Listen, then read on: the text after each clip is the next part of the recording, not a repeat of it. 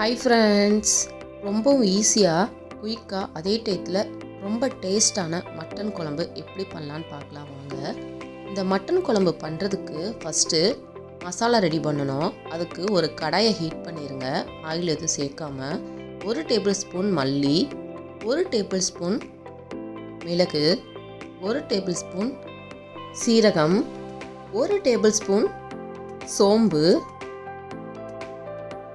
3 போல ஏலக்காய், 2 கிராம்பு, ஒரு சின்ன பட்டை. இதை எல்லாத்தையும் சேர்த்து மிதமான தீயில லைட்டாக கலர் சேஞ்ச் ஆகிற வரைக்கும் ஃப்ரை பண்ணி எடுத்துக்கோங்க. இப்போ லைட்டாக கொஞ்சம் கலர் சேஞ்ச் ஆயிடுச்சு. இதை நம்ம வேற ஒரு பிளேட்டில் கொட்டி ஆற வைக்கலாம்.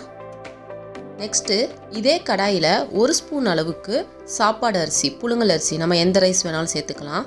சேர்த்து இதையும் மிதமான தீயில் லைட்டாக ஃப்ரை பண்ணி எடுத்துக்கோங்க. ஃப்ரை ஆயிடுச்சு. இப்போ நம்ம ஆல்ரெடி வறுத்த மசாலாவோட ஒன்றா சேர்த்து மிக்ஸ் பண்ணி விட்டுருங்க. நல்லா ஆறட்டும். அதுக்கப்புறமா இதை மிக்ஸி ஜாரில் சேர்த்து நல்லா பவுடர் மாதிரி அரைச்சி எடுத்துக்கலாம். இப்போ நம்ம ஃபஸ்ட்டு கடாயை ஹீட் பண்ணிடலாம். குக்கரை வச்சுக்கோங்க. அதில் உங்களுக்கு தேவையான அளவு ஆயில் சேர்த்துக்கோங்க. மட்டன் குழம்புக்கு எப்பயுமே கொஞ்சம் அதிகமாக ஆயில் சேர்க்கணும், அப்போ தான் டேஸ்ட்டாக இருக்கும். இதில் 3 போல கிராம்பு, 1 பட்டை, 2 ஏலக்காய் சேர்த்துடலாம். அதுக்கப்புறமா ஒரு 3 போல வெங்காயம், 2 பச்சை மிளகாய் சேர்த்து நல்லா வதக்கி விட்டுக்கோங்க.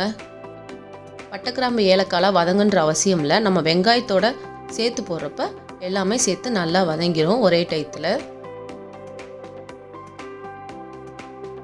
வெங்காயத்தோட கலர் மாறிடுச்சு. இந்த டயத்தில் ஒரு 30 போல் 1 கப்பு புதினா இலைகள் சேர்த்துருக்கேன். இது 30 இலைகள் போல் இருக்கும். சேர்த்து லைட்டாக இதுவும் கலர் மாற வரைக்கும் வதக்கினா போதும். ரொம்ப வதக்கணுன்ற அவசியம் கிடையாது. அதுக்கப்புறமா 3 போல் தக்காளி, நல்லா பழுத்த தக்காளியாக எடுத்துக்கோங்க. அப்போ தான் நல்லா டேஸ்ட்டாக இருக்கும் மட்டன் குழம்பு. சேர்த்து இதை நல்லா வதக்கிக்கோங்க. தக்காளி வேகிறதுக்கு கொஞ்சம் டைம் எடுக்கும். அதனால கொஞ்சம் நல்லா குத்தி விட்டு இந்த மாதிரி ப்ரெஸ் பண்ணி விட்டிங்கன்னா சீக்கிரம் தக்காளி வதங்கி வந்துடும். தக்காளி நல்லா வதங்கினதுக்கப்புறமா 2 டேபிள் ஸ்பூன் அளவு இஞ்சி பூண்டு விழுது சேர்த்து எப்பயும் போல் பச்சை வாசனை போகிற வரைக்கும் நல்லா வதக்கிக்கோங்க. அதுக்கப்புறமா 2 டேபிள் ஸ்பூன் அளவு மிளகாய்த்தூள்,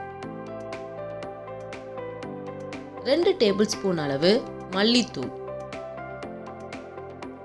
2 டேபிள் ஸ்பூன் அளவு குழம்பு மசாலா.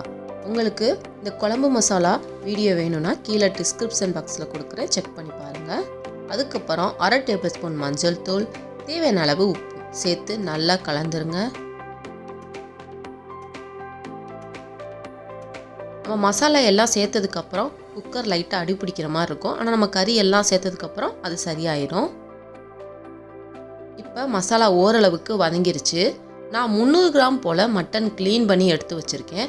அதை சேர்த்துடலாம். எலும்பும் கறியுமா எடுத்திருக்கேன். அப்போ தான் குழம்பு நல்லா டேஸ்ட்டாக இருக்கும். ஒரு 2 நிமிஷம் போல் மீடியம் ஃப்ளேமில் வச்சு நல்லா வதக்கி விட்டுக்கோங்க. மசாலா எல்லாம் கறியில் இறங்குற மாதிரி. இப்போ கரெக்டாக ஒரு 2 நிமிஷம் போல் ஆயிருக்கு. இந்த டயத்தில் நம்ம வறுத்து அரைச்சி வச்சுருக்கோம்ல மிளகு சீரக பொடி, அந்த பொடியை இதில் சேர்த்துக்க போகிறோம். மட்டன் குழம்புக்கு முக்கியமான மசாலாவே அதுதான். இது சேர்க்கறதுனால குழம்போட டேஸ்ட்டு ரெட்டிப்பாகும். இப்போ அந்த மசாலாலேருந்து ஒரு 3 டேபிள் ஸ்பூன் அளவு பொடி சேர்த்துக்கலாம். நம்ம அரைக்கும் போது நிறையா கிடைக்கும். நம்ம அதுலேருந்து ஒரு 3 டேபிள் ஸ்பூன் அளவு மட்டும் சேர்த்துக்கலாம்.